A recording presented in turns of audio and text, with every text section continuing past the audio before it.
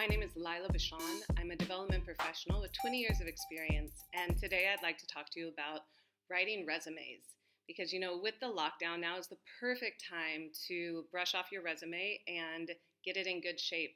Because, your resume is really the first thing that any employer is going to see about you. So, how will you really make it pop?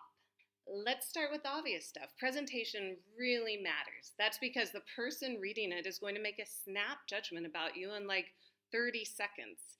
And you want that snap judgment to be good because otherwise they're going to just put your resume down. So make sure that someone can easily skim your resume in like 20 seconds and have the main information really stand out. So obviously formatting is important. You don't want crazy formatting so that it's like you're trying to win a graphic design competition. That is, unless you're applying to be a graphic designer. But you want something that's really accessible and the dates are obvious and the location of where your job was and the stuff you worked on at that job. But that being said, a resume shouldn't be just a list of all the tasks you had in a job. It should really be more of a high-level summary of what you worked on and any key achievements. But if it was just a list of everything you had done, that wouldn't really convey in an easy, accessible manner why you're perfect for the job you're applying for.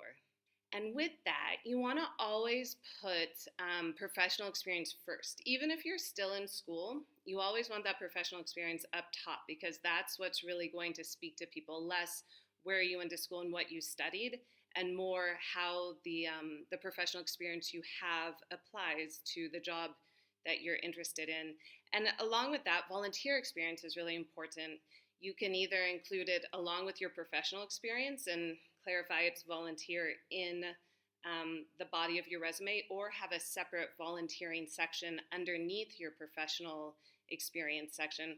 In my mind, volunteering is professional experience, and honestly, I think the way I have mine set up is I have a broad professional experience format. And 16 years ago when I was interning in grad school, I included my internship experience in my professional experience list. And so don't discount it just because you're not getting paid for it. You can really gain a lot of important skills and knowledge and experience through volunteering. So make sure to include it.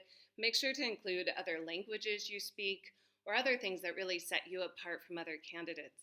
But while you're including all that important information, make sure to keep your resume short and sweet.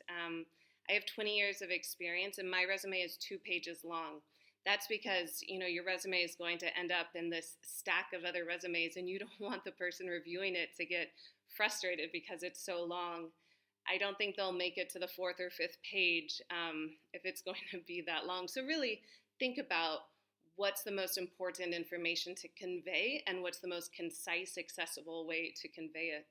And listen, I can't think of any job where attention to detail is not important.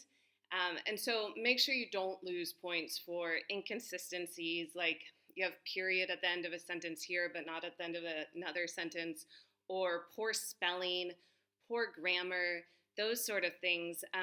That's just going to make the person reviewing it know that you didn't take the time to review it, but also feel frustrated probably at the sloppiness of it. So review it yourself several times, but also make sure to have someone you really trust review it, because that second pair of eyes can find things that someone who's been working on it for a long time can't always see.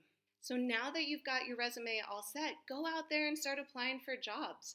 I'm a big proponent of applying for jobs. Even if you're not 100% qualified for them, still apply. And send out a lot of job applications, because the more seeds you plant, the more opportunities will blossom.